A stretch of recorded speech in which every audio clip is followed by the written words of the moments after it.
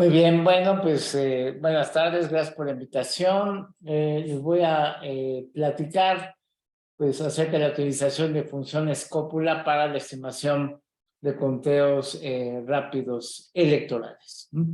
Bien, no sé si reconozcan la foto de este personaje, es una de las eh, pues yo diría de las mentes más influyentes de la estadística en todo lo que fue el siglo, pues básicamente en el siglo XX, ¿no?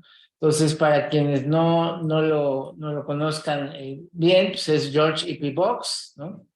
Y bueno, él tiene una frase que me gusta mucho, que dice que todos los modelos están mal, pero algunos son útiles, ¿no? Es decir, en general no hay tal cosa como el modelo correcto para algo. Siempre los modelos que proponemos para explicar, representar algún fenómeno que nos interesa, pues son aproximaciones, ¿no? Entonces, nunca va a ser, o difícilmente va a ser el modelo correcto, exacto, ¿no? Pero algunos son útiles a pesar de ser aproximaciones y nos dan idea o nos contestan al menos algunas de las preguntas que nos hacemos, ¿no? Bien, pues la estadística pues es una ciencia, ¿no? que modeliza y cuantifica incertidumbre, ¿no? Asociada pues a fenómenos o procesos con base en datos que representan mediciones de aspectos de interés, ¿no?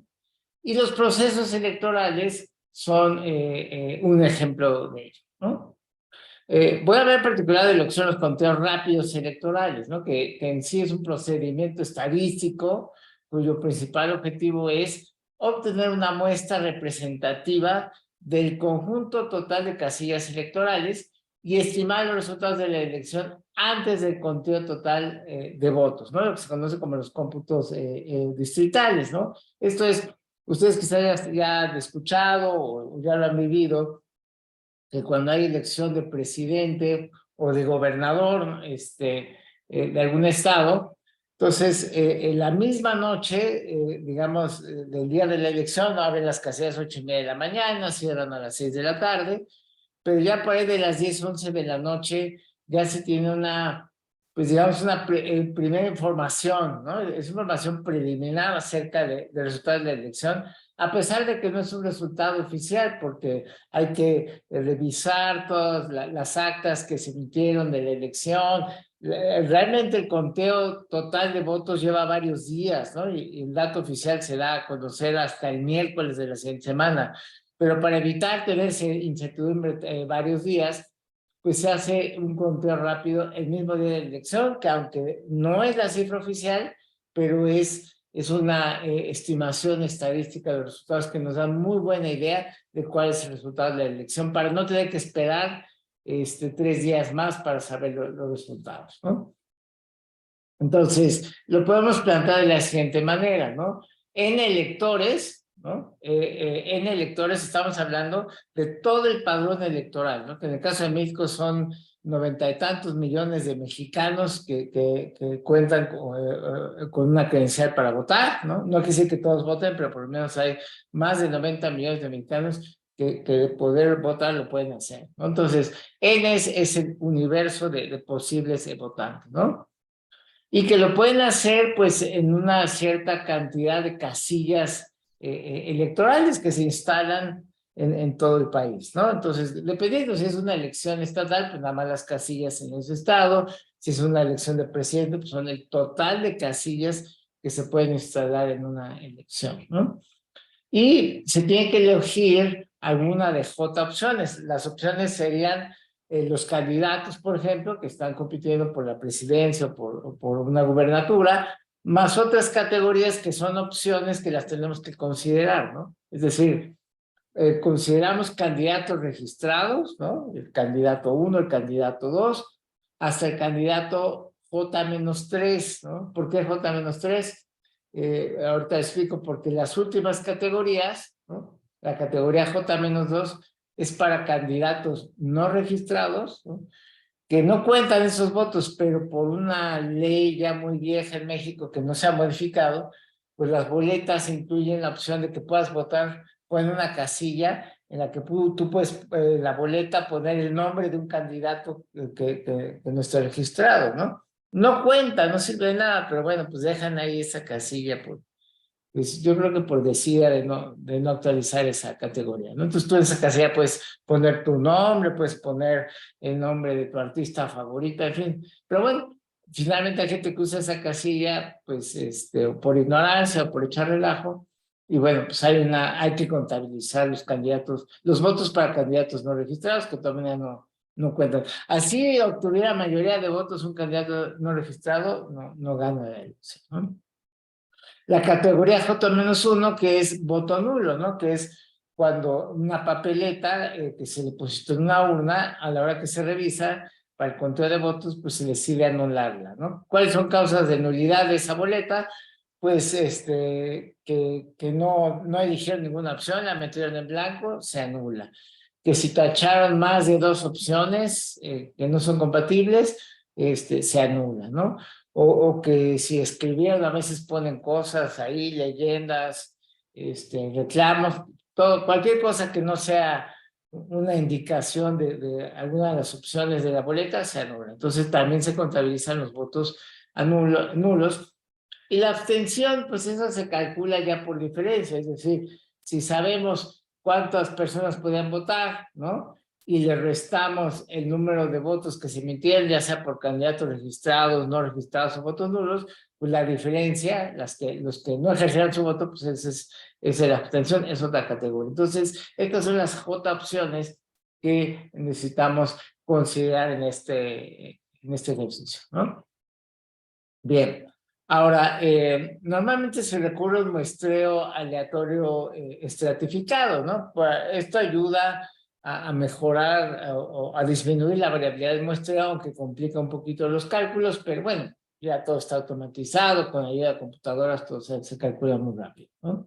Entonces, normalmente si es una elección a nivel nacional, por ejemplo, de presidente, ¿no? Pues de las que voy a hablar, pues los estratos son los distritos electorales, ¿no? El país está dividido en un total de 300 distritos electorales, ¿no? Que lo que buscan es tener más o menos la misma cantidad de votantes, ¿no? Es decir, porque obviamente hay zonas más densas de población que otras, entonces al dividir al país en 300 distritos electorales se busca que cada distrito electoral haya más o menos la misma cantidad de votantes, ¿no? Que por cierto, así se integra la Cámara de Diputados, ¿no? Es decir, en las votaciones para diputados se elige un diputado por cada distrito electoral por voto directo. Los otros 200 diputados, para completar 500, se eligen por otro método, digamos, indirecto, ¿no? Pero de voto directo por diputados son esos 300 distritos electorales. Digo, se pueden escoger otros estratos, pero usualmente se utilizan los 300 distritos electorales como estratos del muestreo, ¿no? Y bueno, pues en cada estrato, en cada distrito electoral, en este caso, pues hay un cierto número de casillas que se instalan, ¿no? Y entonces le vamos a llamar K sub I al número de casillas en el estrato I, y habrá pues un total de N casillas. Y pues en cada estrato, cada distrito electoral, pues hay una cierta cantidad de electores que pueden, pues ejercer su voto, ¿no? Entonces, eso es lo que puede ocurrir en cada estrato, ¿no? Y obviamente, pues la suma del total de electores en cada estrato, en cada distrito, pues nos da N, el total de personas que pueden ejercer el voto, ¿no? Ahora ya vamos a hablar de variables aleatorias, que esa es la parte que nos interesa, ¿no? Es decir, vamos a denotar como esta X, Y, J, superíndice K, el número total de votos que va a recibir el candidato J en el estrato I en la casilla K, ¿no? Entonces, antes de la elección, pues no sabemos, por eso lo vamos a representar por medio de una variable aleatoria, ¿no? Y esto para cada candidato, para cada estrato o distrito electoral y para cada una de las casillas que se ubican ahí, ¿no? Entonces, así lo denotamos. Y bueno, pues si sumamos, ¿no? Sobre todas las casillas que hay en un estrato o en un distrito electoral, pues vamos a tener esta variable aleatoria X y J, que ya no tiene superíndice, porque ya es el total de votos que obtiene el candidato J, ¿no? En el estrato I o en el distrito I, ¿no? Y finalmente una variable aleatoria que es quizá la que más nos interesa, que es la proporción de votos a favor del candidato J en el estrato I, porque solamente queremos saber, bueno, quién obtiene la mayor cantidad de votos es el que gana una elección presidencial o una elección de gobernador. ¿no? Pero bueno, esta variable aleatoria pues es nada más para un candidato J, pues cualquiera de los candidatos J o de las categorías que dijimos de voto nulo, candidatos no registrados, en el estrato I, ¿no? Para cada uno de los 300 distritos electorales, ¿no? Entonces, pues como es una proporción, pues nada más hay que dividir el total de votos de ese candidato J en el estrato I entre el número digamos, de posibles votantes, ¿no? Para saber cuál es la proporción que se obtiene, ¿no? Y luego ya si sumamos todas estas variables aleatorias sobre todos los candidatos, ¿no? De los J candidatos o J categorías, pues entonces ya obtenemos el total de votos, ¿no? O el tamaño del padrón electoral en ese estrato I, ¿no? Y obviamente si sumamos las proporciones, pues tienen que sumar uno necesariamente, ¿no? Bien. Y finalmente, sumamos todas estas n variables aleatorias sobre cada uno de los n distritos electorales, entonces ya vamos a obtener una variable aleatoria XJ, que es ahora sí que el total de votos que obtiene el candidato J, pensamos en la presidencia, ¿no? Entonces, el total de votos que va a obtener el candidato J para presidente, ¿no? Para cada uno de los candidatos. Estas son finalmente lo que nos interesa, ¿no? Que si lo expresamos en términos de las proporciones, pues sería despejando, ¿no? NI por cada una de estas proporciones, ¿no? Entonces, finalmente el dato que nos interesa es la proporción total, digamos a nivel nacional, que va a obtener el candidato J a presidente, ¿no? Pues es nada más la cantidad de votos entre el total del padrón electoral, ¿no? Bien. Y que ya vimos, pues cada una de estas XJ se puede obtener como NI por teta y J, ¿no? Entonces tenemos esta fórmula, ¿no? Ahora, si ya sumamos pues todos los votos que obtienen todas las categorías, todos los candidatos, más los votos nulos, más las abstenciones, más los candidatos no registrados, pues recuperamos N, el tamaño del padrón electoral, ¿no? Bien, ok. Y finalmente, pues si sumamos todas las proporciones, pues debe de sumar uno como debe ser.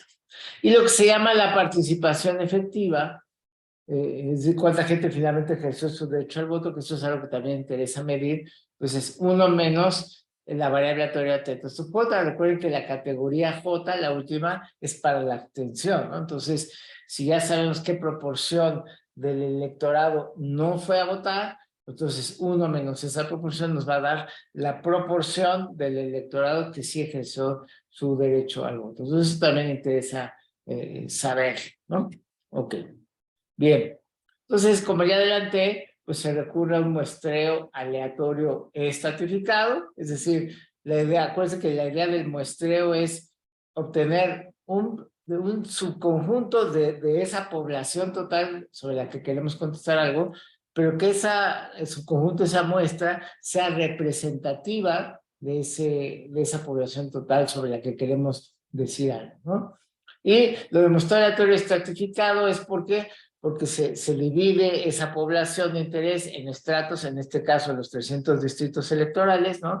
Y se va a tomar un cierto número de casillas en cada distrito, ¿no?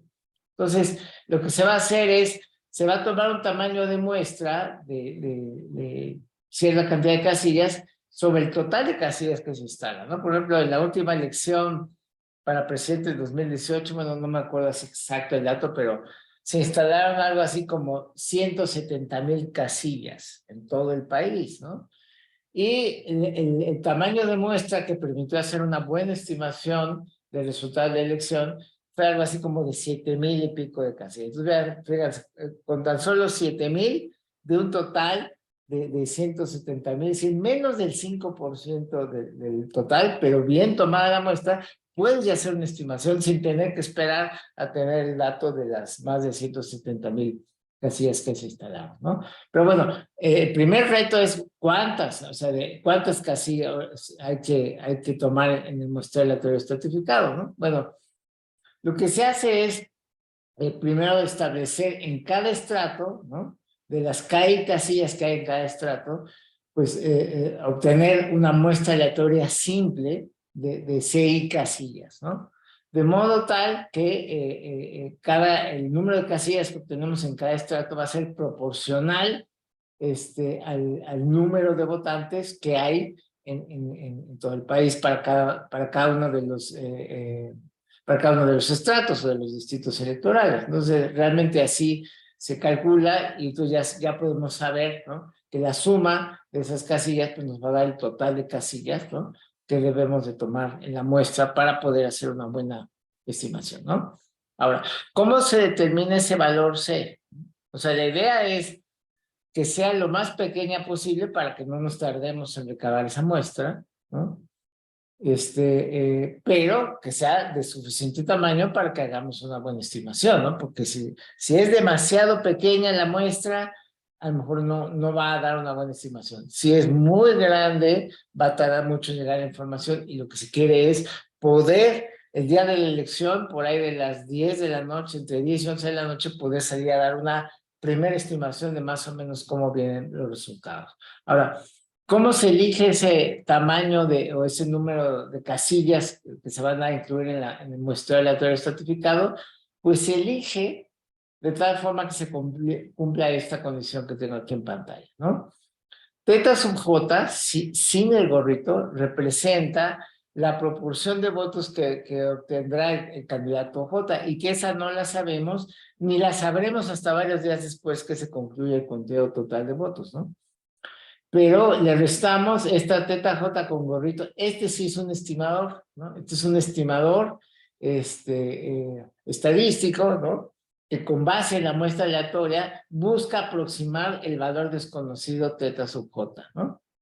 Y buscamos un tamaño de muestra tal que la distancia que haya entre el estimador y lo que pretende estimar no exceda un cierto valor épsilon pequeño, ¿no?, que se establece, y que lo logre con una probabilidad gamma que suele ser, que debe ser elevada, ¿no? Según el reglamento del INE, debe ser como del 95%. O sea, que hay una probabilidad del 95% de que esta diferencia entre lo que se pretende estimar y el estimador no exceda un valor de épsilon de tolerancia que se establece. Así es como se especifica este número de casillas, ¿no?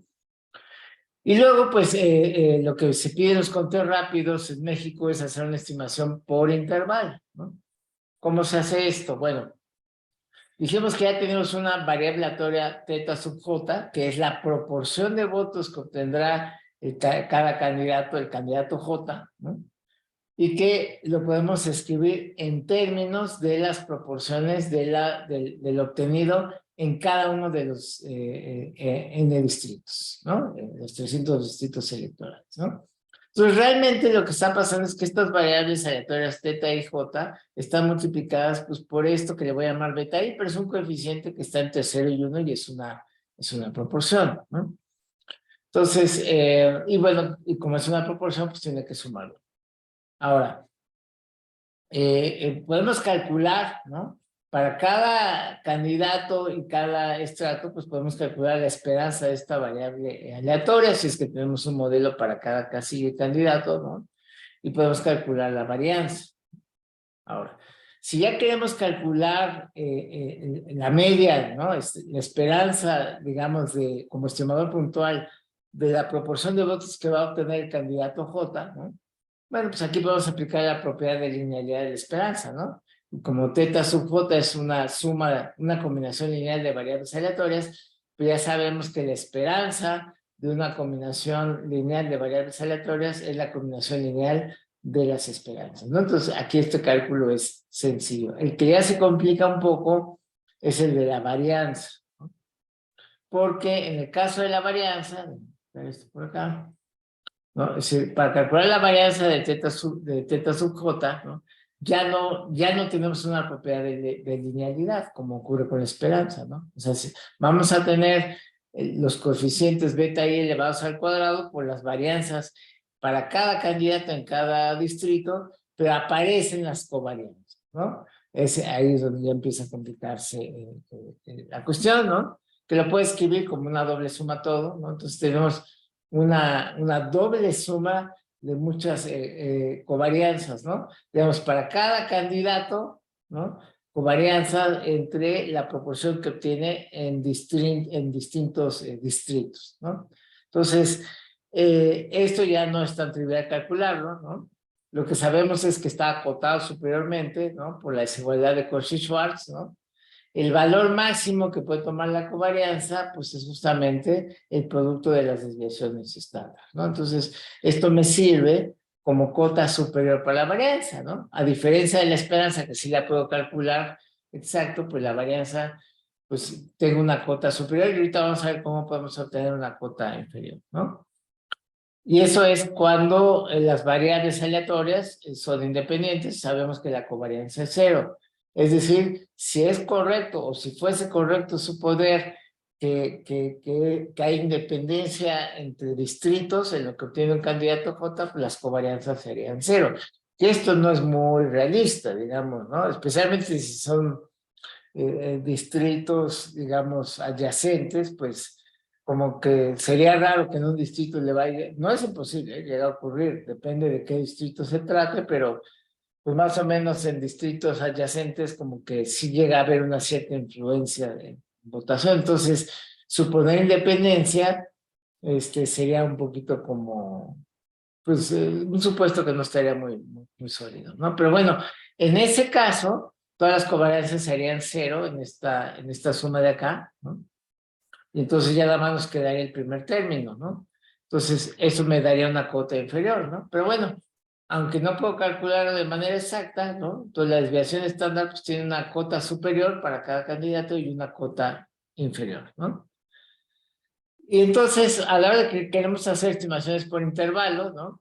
Si necesitamos la media, necesitamos desviación estándar, pues lo único que sabemos es que la desviación estándar para cada candidato, pues es una combinación lineal, ¿no? Es algo que está entre la cota inferior y la cota superior, ¿no? Entonces, algún valor delta J que hay que estimar de alguna forma, ¿no? Entonces, si queremos construir un intervalo, IJ, ¿no? Para cada candidato, porque acuérdense que el objetivo de control rápido, y quizás lo recuerden, y si no, fíjense ahora que va a haber elecciones, por ejemplo, de gobernador en el Estado de México el próximo 4 de junio, en la noche, que se den los resultados del conteo rápido, lo que dan son intervalos, estimaciones por intervalo, ¿no? Y lo que se busca es que sea un intervalo que tenga una probabilidad elevada, usualmente el 95%, de contener el verdadero valor de lo que se busca estimar. En este caso, la proporción o porcentaje de votos que va a obtener cada candidato, ¿no? Entonces, bueno, pues si construimos ese intervalo, como normalmente se construyen este tipo de intervalos alrededor de la media, más o menos cierto número de desviaciones estándar, eso es zeta gamma, ¿no? Tal que se cumpla esta probabilidad, bueno, pues tenemos intervalos para cada candidato. Pues lo que sabemos es que vamos a tener intervalos, ¿no? Un intervalo, el más chiquito y el más grande que pueden contener el verdadero intervalo, por culpa de esta cuestión de que no tenemos un cálculo exacto de la desviación estándar, pero tenemos por lo menos cota inferior y cota superior. Entonces, digamos que tenemos una cota inferior y cota superior para el intervalo de estimación, ¿no? Que no se llaman cota, digo, son subconjuntos en este caso, ¿no? Y entonces, en este caso, pues obtenemos que el intervalo que interesa calcular, pues resulta ser una combinación lineal, pues del intervalo que supone independencia, ¿no? Y del que supone máxima covarianza, ¿no? Entonces, en resumen, ¿no? De existir dependencia entre estratos, ¿no? Suponer independencia conduce a subestimar la longitud de los intervalos, ¿no? Y por tanto a que resulten de menor probabilidad a la deseada. Entonces es muy importante, ¿no? El suponer independencia donde no la hay, normalmente nos lleva a subestimar. Y no solo en este tema electoral, ¿eh? En el área que quieras, en seguros, en finanzas, es un error muy común hacer un supuesto de independencia entre variables que no lo son. Y hacer un supuesto de independencia donde no la hay, normalmente nos lleva a subestimar aquello que queremos inferir, ¿no? Entonces, esto es muy importante, ¿no? Lo que pasa, entonces, ¿por qué se hace el supuesto de independencia? Porque facilita mucho los cálculos, pero a veces por facilitarnos la vida, podemos terminar haciendo una muy mala estimación. Entonces, esa es una primera cuestión que hay que tomar en cuenta, la dependencia entre estratos, ¿no? O entre distritos electorales, ¿no? Los intervalos no son comparables entre sí, ¿no? Aunque se traslapen, ¿no? Esto es, bueno, sería motivo otra plática, pero muchas veces quieren comparar los intervalos que calculan para cada candidato y luego dicen que si se traslapan los intervalos hay empate técnico, ¿no? Yo he publicado y dado conferencias al respecto sobre la falacia del empate técnico. Estos intervalos no son comparables entre sí, ¿no? No sirven para decidir si hay o no empates técnicos. De hecho, el concepto de empate técnico ni siquiera tiene una justificación estadística formal, ¿no?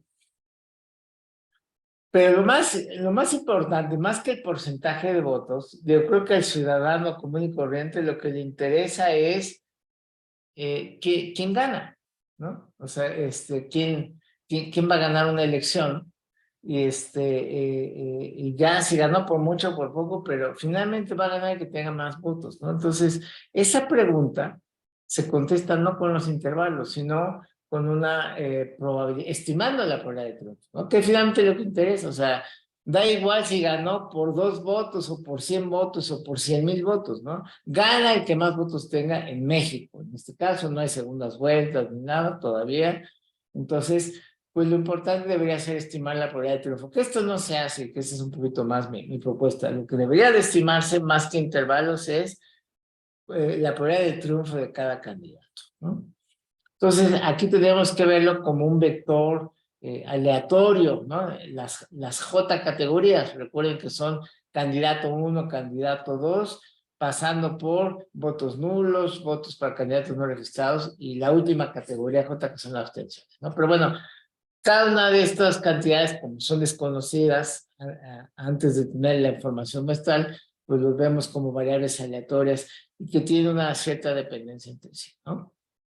Y la pregunta o el evento de interés es si triunfa el candidato J, ¿no? En las categorías 1 a J-3, que son los candidatos registrados. Acuérdense, las últimas categorías corresponden a candidatos no registrados, a votos nulos, a abstenciones, esas no pueden triunfar, ¿no? Entonces, lo que nos interesa saber es cuál es la probabilidad de triunfo de cada uno de los candidatos a la luz de la información muestral que se recaba, ¿no? Entonces, no sé, bueno, vi en el programa que ya hubo una plática sobre funciones cópula a las 11 de la mañana, entonces como que les habrán ya platicado sobre el teorema de Sklar y todo esto, pero bueno, básicamente lo que nos dice el teorema de Sklar es que existe una relación funcional entre la función de distribución conjunta de un vector de variables aleatorias y sus funciones de distribución marginales, ¿no? Entonces, toda la información de la dependencia entre variables aleatorias está en la función cópula subyacente, ¿no? Bueno, aquí estoy considerando nada más un par de variables. ¿Por qué no un par y no todas de golpe? Porque es válido el teorema de Sklar para más de 2 variables. Porque normalmente lo que nos interesa es identificar a los 2 candidatos punteros, ¿no? Aunque haya muchos candidatos, pero ya teniendo las estimaciones por intervalo, podemos identificar cuáles son los candidatos punteros y luego de entre ellos dos, tratar de estimar, bueno, cuál es la probabilidad de triunfo de cada uno. Por eso es que va a ser suficiente con 2, en el caso bivariado, ¿no? Entonces vamos a suponer que en la estimación por intervalos se ve como que el candidato J va tantito arriba del candidato L, ¿no? Lo que hay que calcular es la probabilidad de que la proporción de votos que obtenga el candidato J termine siendo mayor que la proporción de votos que obtiene el candidato L, ¿no? Y ver qué tan elevada o qué tan baja es esa probabilidad. Entonces, aquí el reto es cómo estimar las funciones de distribución marginales, ¿no? Para cada variable, cómo estimar la cópula subyacente. Entonces, vamos ahorita con la estimación de las marginales, ¿no? En el caso de las marginales, ya habíamos definido esta variable aleatoria X y JK, ¿no? Que es el número de votos que obtiene el candidato J en el estrato I en la casilla K. Entonces, en cada casilla, o sea, esta variable aleatoria para cada I, para cada J y para cada K, nos está hablando de cómo le va en votos a cada candidato en cada distrito, en cada casilla, ¿no? O sea, digamos en la casilla que a ti te tocó ir a votar, en esa casilla, ¿cuántos votos obtiene cada candidato? ¿no? Y podemos ver a estas variables aleatorias como variables aleatorias binomiales, ¿no? Un modelo que seguro ya conocen de su curso de probabilidad, ¿no? Que es, vamos a tener una cierta cantidad de votos, o sea, en la casilla en la que tú votas hay un listado, ¿no? De personas que pueden votar en esa casilla, ¿no? Entonces, ese es el NIK, ¿no? ¿Cuántas personas como máximo pueden votar en esa casilla? Y luego, el parámetro teta y j sería cuál es la probabilidad o la proporción de personas que en esa casilla deciden votar por el candidato J, ¿no? Entonces, el primer parámetro sí lo conocemos porque es la lista nominal de esa casilla, ¿no? El parámetro desconocido es la proporción de votos que va a obtener el candidato J en esa casilla en particular, ¿no?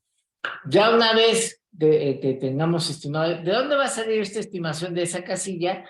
De la muestra casilla, ¿no? Ya dijimos que se va a tomar una muestra, bueno, por ejemplo, en 2018, que fueron un poco más de 7,000 casillas, una muestra de casillas en todo el país, ¿no? Entonces, de cada casilla podemos estimar esto de manera muy sencilla, ¿no? Luego podemos sumar sobre todas las casillas en una misma distrito electoral, ¿no? Entonces, así ya podríamos tener una variable aleatoria del total de votos que obtiene el candidato J en el distrito I, ¿no? Y la suma de binomiales, pues va a volver a ser binomial si el primer parámetro es el mismo, ¿no? Entonces, aquí ya va a ser una binomial con la suma de los parámetros NI, que este dato es conocido, porque pues, son el tamaño del padrón electoral en ese distrito, y ya nada más este parámetro, pues sería ese mismo, que ya se estimó como comentamos, ¿no? Entonces, los datos del conteo rápido justo nos dan esa información, ¿no? De todas las casillas en cada estrato, ¿no? ¿Cuántos votos obtuvo cada candidato? ¿No? ¿Cómo llega? Se forma un comité de expertos, ¿no? Que lo tienen ahí encerrado en las oficinas del INE, ¿no? Y entonces, de las casillas que les tocó participar, porque salieron sorteadas para el conteo rápido,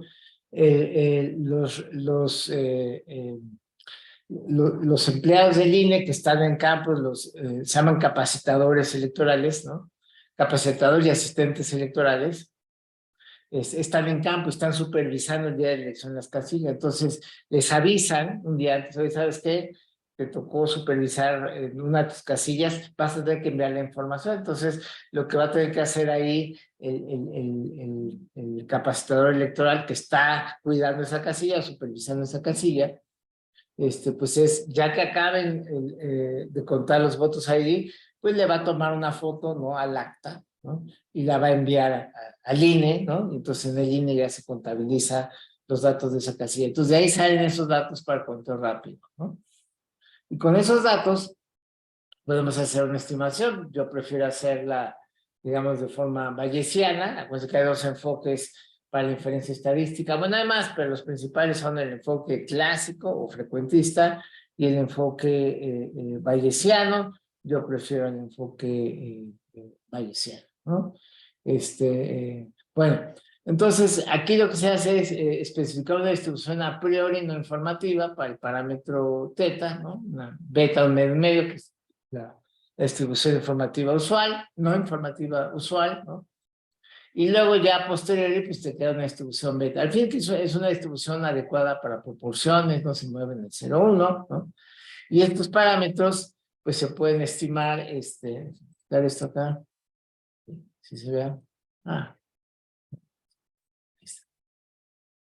Entonces, estas son pues, las fórmulas usuales para hacer la estimación de la distribución beta, que es familia conjugada para el modelo binomial, ¿no? No voy a entrar en tantos detalles. El caso es que se puede estimar, y si lo quieres hacer bajo el enfoque clásico, lo podrías hacer también, ¿no? Y se llega a resultados más o menos parecidos, ¿no?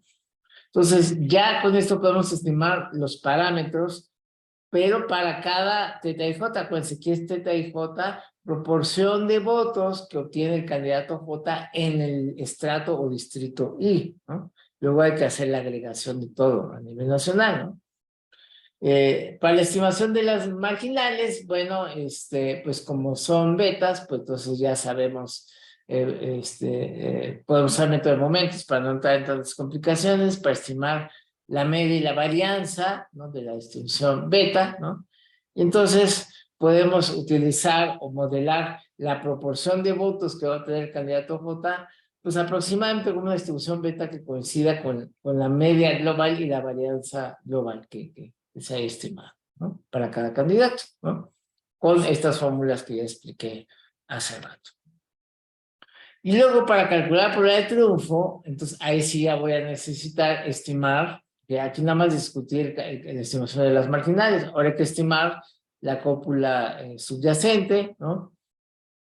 ¿Cómo se hace? Pues igual, tenemos las proporciones, estos datos salen del conteo rápido, de información que envían los capacitadores electorales que están en campo, la noche de la elección, que la envían allí, bueno, con estos datos se calcula, o sea, esto nos lo reporta de las actas, los capacitadores electorales en campo, y esto pues, es un dato conocido porque es el tamaño del padrón electoral en cada una de esas casillas, ¿no?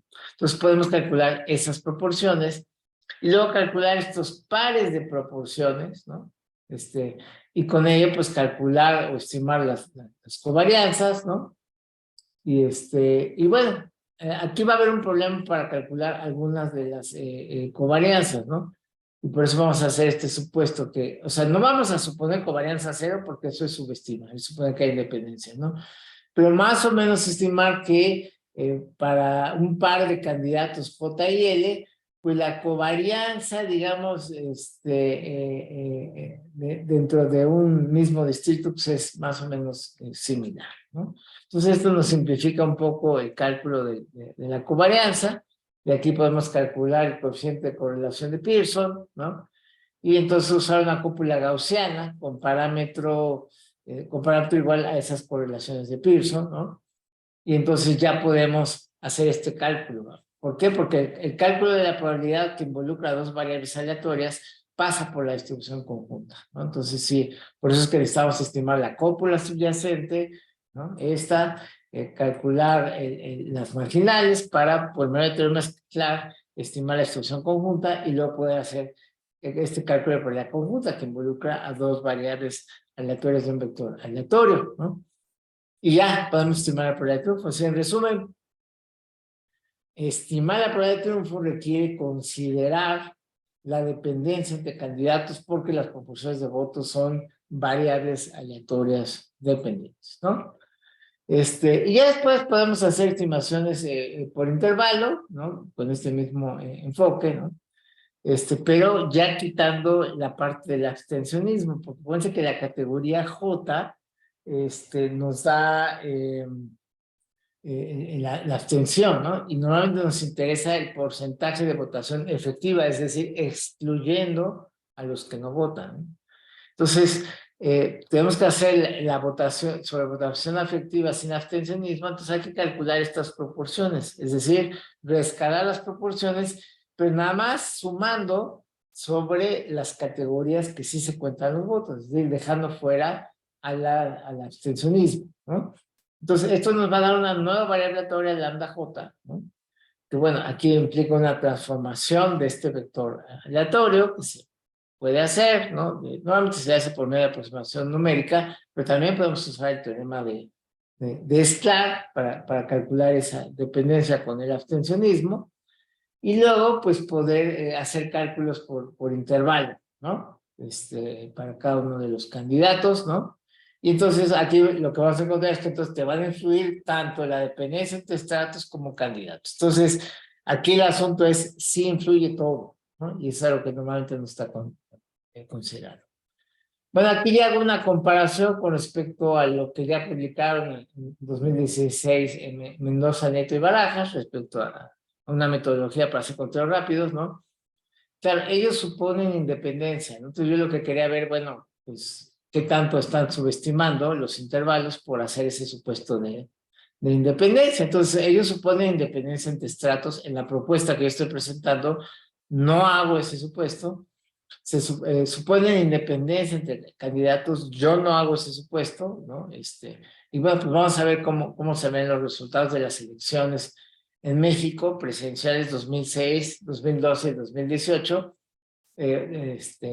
cómo hago el estudio para comparar lo que estoy proponiendo contra lo que ya hicieron Mendoza y Nieto Barajas, pues hay que simular muchas muestras estratificadas. Aquí que ya tenemos el resultado de la elección, ¿no? Están los datos, se pueden descargar de la página del INE.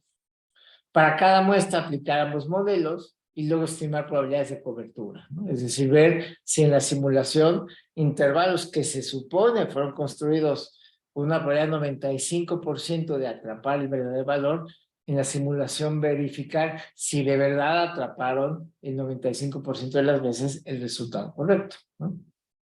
En la metodología que yo estoy proponiendo, pues tuve que estimar este coeficiente delta.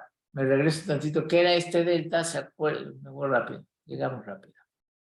Este delta era ¿se acuerdan? Que la desviación estándar para cada candidato pues es una combinación lineal entre una cota inferior y una cota superior. Entonces, esa combinación lineal convexa, el coeficiente es delta J. Entonces, ese delta J, pues lo tuve que estimar para cada una de esas elecciones, para efectos de esta comparación. Eso es esta delta. Entonces, lo que estoy viendo es que para los principales contendientes, tanto en 2006 como en 2012 como el 18, pues obtengo una delta que no es cero. Es decir, esto lo que me dice es que no es correcto suponer independencia, ¿no? Si fueran independientes, si el supuesto de independencia fuese correcto, las deltas me debieron haber dado algo muy cercano a cero. Este delta puede estar entre 0 y 1, me dio algo más cercano a 0 que a 1, pero pues no, ¿no? Y aquí están los valores. Aquí a PAN y PRI lo pongo por partidos, ¿no? Porque ellos postularon partidos. En caso de López Obrador, pues no puse mejor sus siglas porque pues en 2006 fue por el PRD, bueno, por una coalición de partidos liderada por el PRD. En 2012 por otra coalición de partidos liderada por el PRD, y luego en 2018 pues, por un partido que ya no fue el PRD, ¿no? Fue Morena, ¿no? Pero bueno, aquí lo importante es que delta no es cero, que sí hay algo de dependencia entre candidatos y estratos, entonces sí hay que tomarlo en cuenta, ¿no? Bien, esas son estas fórmulas. Ahora, aquí está, bueno, es un cuadro muy grande. Quizás el más interesante es el de 2006, porque la de 2012 pues estuvo cantadísimo. O sea, en 2012 ganó el PRI con contundencia, no hubo duda, ¿no? Ganó por mucho margen, ¿no? Y en el 2018 pues ganó el observador también por mucho margen, ¿no? Quizás la elección presidencial más cerrada en la historia de México hasta el momento sigue siendo la del 2006. No sé qué pasa en el 2024, pero hasta ahorita la más peleada fue la del 2006, ¿no? Aquí pueden ver ustedes las estimaciones que se deducen del modelo de Mendoza y Nieto en 2006, ¿no? Y vean ustedes aquí, ¿no? Aquí fue Calderón, ¿no? 35.89 contra 35.30 de López Obrador, ¿no? O sea, una diferencia apenas de 0.59 puntos porcentuales, ¿no? Por eso hubo tanta discusión. Pero lo interesante es que ellos, con su modelo, estimaron una probabilidad de victoria elevadísima, ¿no? Del 99.75%. Esto no lo publicaron en su momento, ¿eh? Ese fue un error en 2006, ¿no? Que habiendo tenido este cálculo de la probabilidad de victoria, no lo hayan publicado, ¿no? Pero bueno, aquí lo importante es la longitud del intervalo de estimación, porque aquí está el intervalo que dieron para el PAN, ¿no? De 35.65 a 36.3, ¿no? Y finalmente aquí está el resultado, el final count, ¿no? 35.89, o sea, este valor que fue lo que obtuvo, ¿no? Finalmente ya en el conteo oficial, Calderón cayó dentro del intervalo que estimaron acá, ¿no? E igual, ¿no? El observador tuvo 35.31, cayó dentro de ese intervalo, ¿no? Entonces, pero aquí lo importante es que la probabilidad de victoria era muy elevada. Yo aquí ya la calculé con el modelo que propuse y pues me dio casi lo mismo, ¿no? Lo que llama la atención es la longitud de los intervalos. A mí me dieron intervalos un poquito más anchos que los que obtuvieron Mendoza y Nieto. ¿Por qué? Porque ellos supusieron independencia, ¿no? Entonces, les dan unos intervalos más pequeños, pero en el ejercicio de simulación vamos a ver que eso va a tener una repercusión, ¿no? Me voy de una vez a eso, ¿no? Entonces, a la hora que hago la simulación, fueron intervalos construidos para que con una probabilidad del 95% atrapes el verdadero, el valor correcto que acaba resultando días después, ¿no? Vean ustedes que el modelo de Mendoza Nieto, pues en algunos casos sí llega al 95, pero en otros se queda un poco corto, ¿no? 93, 93, 94, 92, hasta 90, ¿no? Por suponer independencia, ¿no? Y en cambio, en este modelo basado en cópulas, pues en casi todos los casos logro atrapar por lo menos con un 95% de probabilidad. Acá nada más un caso de 94, pero en general tengo una cobertura de probabilidad pues mucho más cercana al 95 que lo que obtiene el modelo de Mendoza-Nieto. ¿Por qué?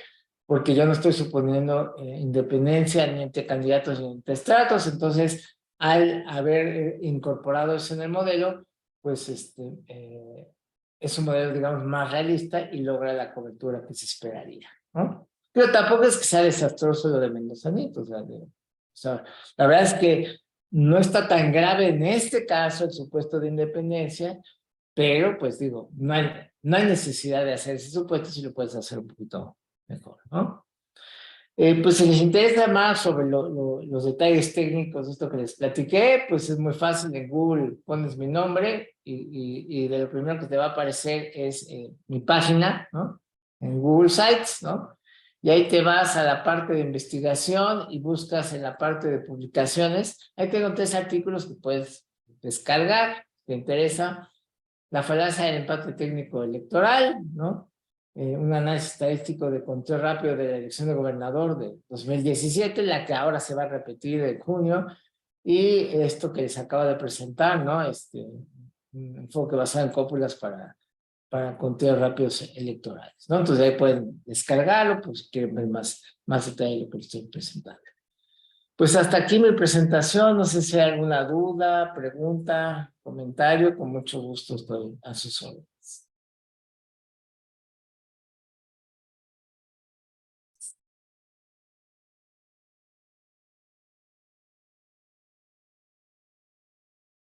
Ojalá y no me gane el ruido que hay alrededor de mí, pero yo tenía una pregunta.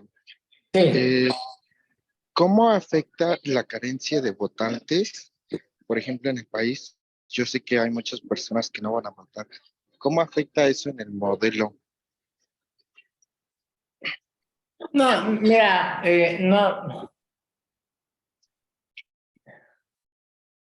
no afecta mucho porque la cantidad de votantes es bastante estable. Digo, de repente sí hay como que un poco más de entusiasmo por una elección que por otra, pero realmente, pues en México vota para presidente, pues vota poco más del 50%, ¿no? Votan de 50 y tantos, si hay mucho entusiasmo hasta como 60%, entonces realmente no cambia. Hay mucha gente que hace cálculos con esto. Es que si votaran los que se abstienen, podría cambiar. Sí, pero eso no sucede. O sea, los abstencionistas de toda la vida son los abstencionistas de toda la vida, ¿no?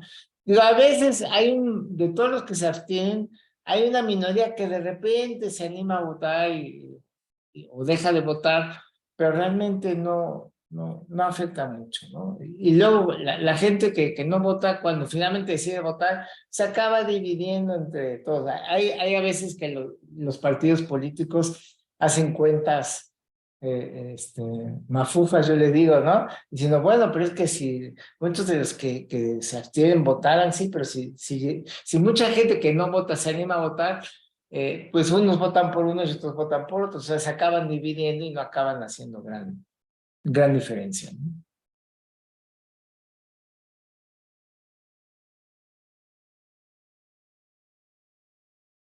¿Alguna otra pregunta? Hola, doctor. Mi Hola. nombre es María Fernanda. Bien. Bueno, estuve viendo su página y me interesó muchísimo como la parte del voto útil, entonces no sé si nos pueda platicar un poco más de eso. Y si hay Bueno, relación con el modelo o algo así. No, bueno, con este modelo no, porque ese es para estimar resultados, ¿no? Lo del voto útil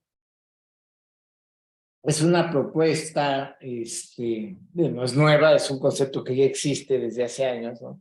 Y que a veces uno puede decidir, como ciudadano o un grupo de ciudadanos puede decidir impulsar el voto útil pensando no en que gane una opción en particular, sino evitar que gane otra que no queremos que gane, ¿no? Entonces, en este caso, el voto útil pues sí tienes que hacer alguna estimación, ¿no? Por ejemplo, es especialmente eh, eh, interesante en el caso de diputados, porque para presidente pues, son pocas opciones y es muy fácil identificar quién va en primer lugar y quién va en segundo lugar, ¿no? Por ejemplo, ahorita para las preferencias, digo, todavía no sabemos, pero para presidente en el 2024, ¿no? Lo que sabemos es que va a haber un candidato de Morena y aliados, va a haber un candidato, al parecer, si no se pelean, ¿verdad? De PRI, PAN, PRD, ¿no? Y va a haber un candidato de Movimiento Ciudadano.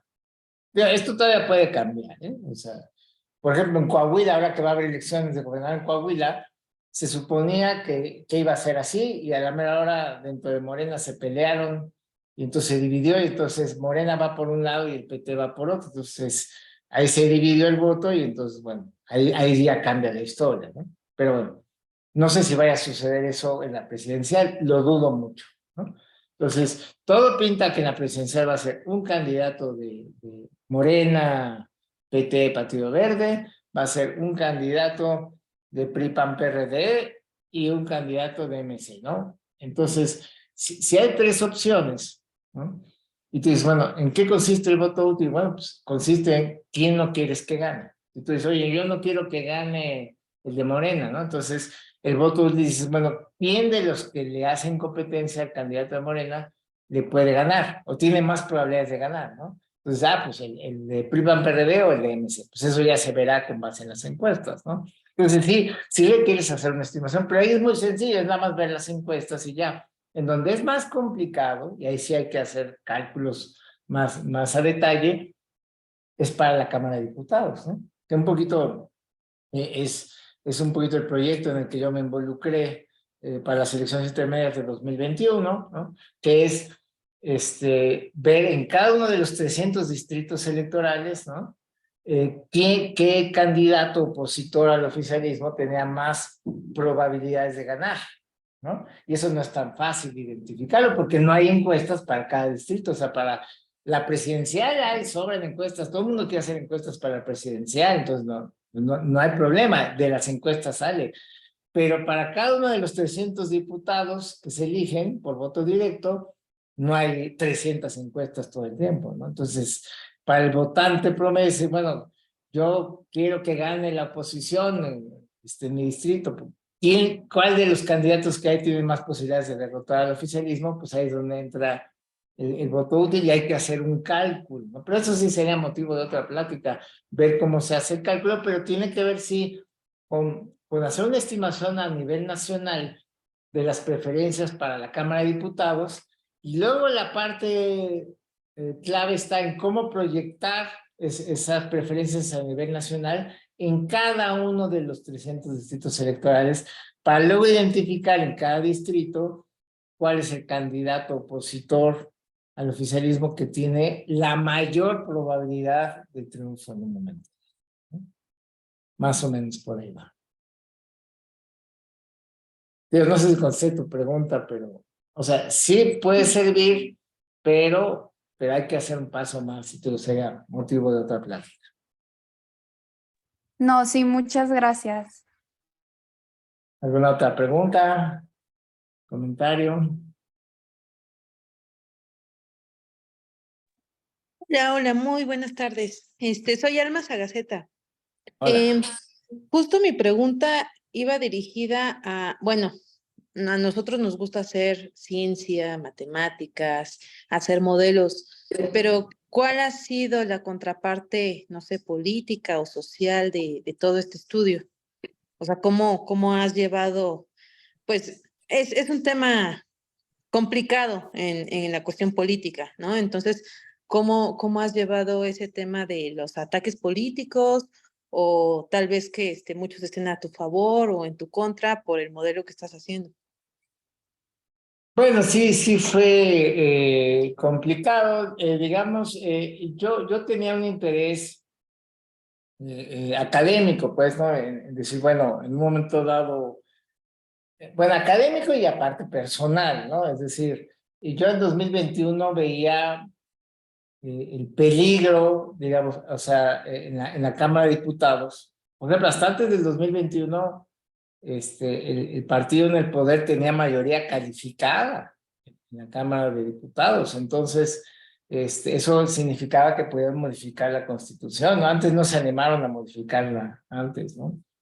Pero luego ya viendo cómo se desempeña este gobierno, pues a mí en lo personal como ciudadano no me gustó lo que estaba viendo y las modificaciones que querían hacer. Entonces a mí me parecía importante ayudar a equilibrar el poder, ¿no? Es decir, a que el oficialismo no tuviera mayoría calificada para que por lo menos se vea obligado a negociar con los distintos partidos, porque de eso se trata la Cámara de Diputados, ¿no? Creo que lo más sano es que nadie la controle para que se vean obligados a ponerse de acuerdo. Finalmente, los distintos partidos ahí representados, pues representan las distintas visiones de país que cada quien tiene, ¿no? Entonces, para mí es importante. Y si el partido oficial tenía la mayoría calificada, pues podían decidir cambiar la Constitución ignorando a los partidos de oposición. Por eso se me hacía importante hacer algo para ayudar a la gente que compartiera mi punto de vista en el sentido de que era mejor equilibrar la Cámara de Diputados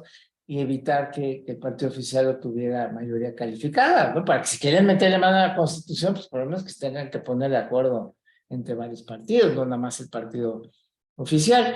Entonces justo pues pensé en esta idea de impulsar el voto útil y hacer los cálculos y promoverlos. Digo, la verdad es que lo hice pues como un deber ciudadano preocupado, ¿no? De lo que está pasando y dije, bueno, pues puedo poner mi servicio al conocimiento y bueno, pues la verdad es que sí tuvo más pegue del que yo hubiera imaginado, ¿no?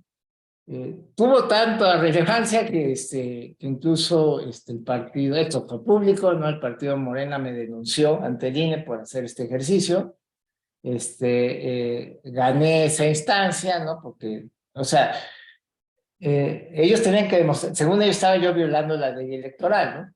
Entonces, yo demostré que no estaba yo violando nada, ¿no? Con hacer esos cálculos, promover el voto útil, que yo era libre como ciudadano por el voto útil y que mis cálculos no violaban ninguna ley electoral, ¿no?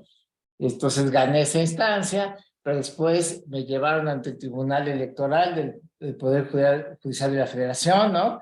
En la sala regional especializada. Entonces, bueno, pues tuve que recurrir a abogados que me defendieran, ¿verdad?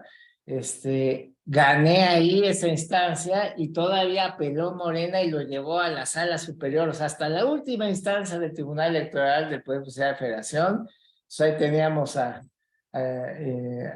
partido Morena contra Arturo Erdem, ¿no? Pues me denunciaron a mí, ¿no? O sea, querían que me sancionaran a mí, ¿no?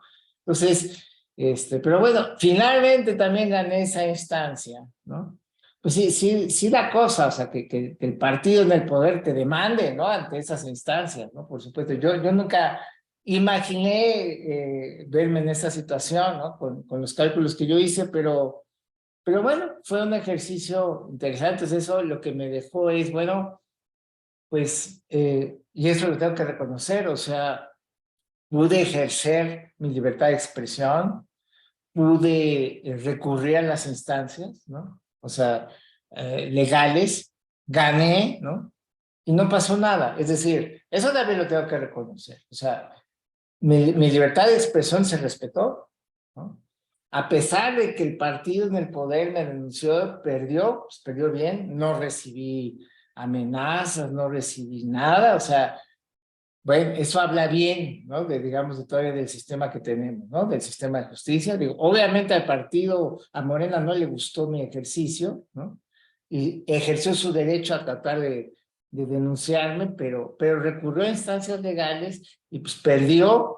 pues perdió ya, no fue más allá, no buscaron presionarme por otros lados o de mi trabajo, nada, no. Digamos, así lo viví yo, pues, o sea, sí da nervio que te hayan llevado a esas instancias, pero siendo honestos, pues el partido Morena se condujo por los cauces legales y una vez que los agotó y perdió, hasta ahí quedó, ¿no? No recibí ni amenazas, ni llamadas extrañas, ni cosas raras, ¿no? Entonces, pues así lo viví. Entonces, pues con lo que me quedo es, pues hay que tener el valor civil de luchar por lo que uno cree, de alzar la voz, eso sí, conducirse por las leyes. O sea, la verdad es que yo no me metí a este ejercicio del voto útil así nada más por curiosidad. Sí me puse a estudiar las leyes electorales para estar seguro de que no me iba yo a meter en un problema, ¿no? De hecho, en la planeación de los cálculos y lo que publiqué,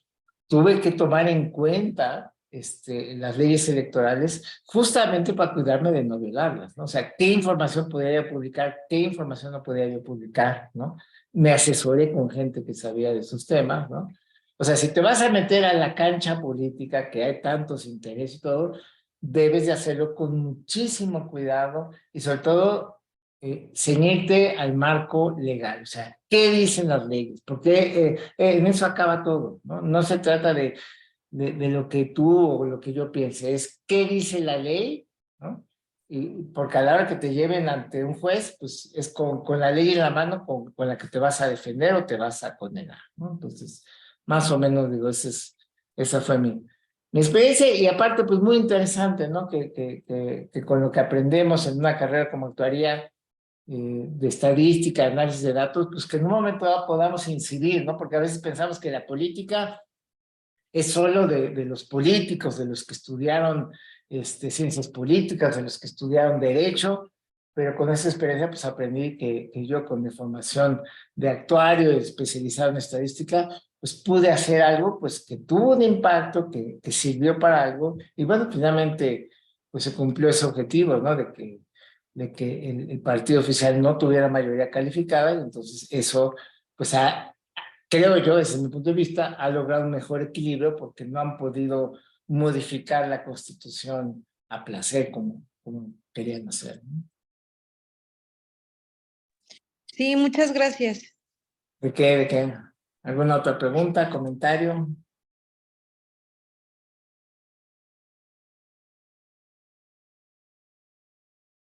Bueno, pues parece que ya la agotamos. Bueno, si ya no hay más preguntas, queremos agradecerle al doctor por esta charla tan enriquecedora y por habernos acompañado el día de hoy. Esperamos volver a tener el placer de verlo por aquí. Claro que sí, con mucho gusto. Sí, en breve le haremos llegar a su correo una constancia por haber participado en la semana de FISMAT. Y también queremos agradecerles a nuestra audiencia por acompañarnos el día de hoy. Los invitamos a que nos sigan acompañando en las demás conferencias. Tenemos preparadas para ustedes, las cuales pueden checar en las redes de Sigma Actuarial o en el grupo de WhatsApp de la carrera. Sin más que agregar, esta fue nuestra segunda ponencia organizada por nuestras sociedades de estudiantes de Sigma Actuarial y de Ingeniería Física. Tengan un excelente día.